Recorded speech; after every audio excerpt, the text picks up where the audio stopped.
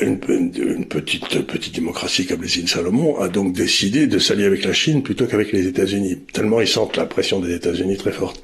Et là, depuis 4 à 5 jours, vous avez quasiment un coup d'État contre le patron du Pakistan, où il y a quand même 270 millions d'habitants, qui était un énorme pays, et pour le virer. Il a été viré de façon soi-disant légale, mais enfin, il y a mais aujourd'hui au Pakistan. Et pourquoi ils l'aiment pas? Pourquoi ils veulent le virer? Parce que la veille, il était en Russie. Avec Poutine? Avec Poutine, discutant tranquillement, justement, de la livraison de pétrole, tout ça. Ah oui, donc c'est cousu de fil blanc. C'est cousu de fil blanc, donc on voit très bien ce qui se passe. Ce qu'ils font, c'est qu'ils essayent de déstabiliser tous les pays qui refusent de condamner Poutine. La Russie. Mais le Pakistan, d'un côté, ça touche à l'Iran, de l'autre côté, ça touche à l'Inde. C'est un endroit extrêmement important. Je suis pas sûr, mais je crois aussi qu'ils ont je sais pas s'ils ont une frontière avec la Chine, mais je sais pas. J'ai pas regardé la carte.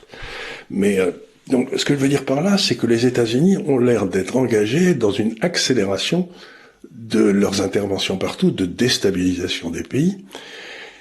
Et ce que je vais dire aux Français, c'est, nous avons suivi pour l'instant avec le pantin qui nous gouverne, les États-Unis absolument aveuglement, toute l'Europe l'a suivi aveuglement.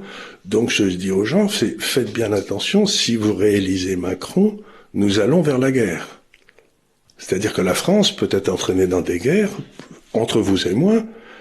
L'Ukraine n'est pas dans l'OTAN, l'Ukraine n'est pas dans l'Union européenne. Et ce qui se passe entre l'Ukraine et la Russie, c'est un grand malheur, la guerre, mais honnêtement, ça n'a rien à voir avec nos intérêts français.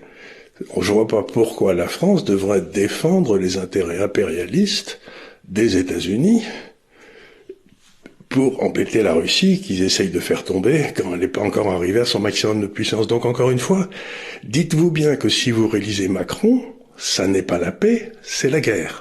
Nous risquons d'avoir la guerre parce que cet homme suivra les États-Unis, ce qu'il a toujours fait.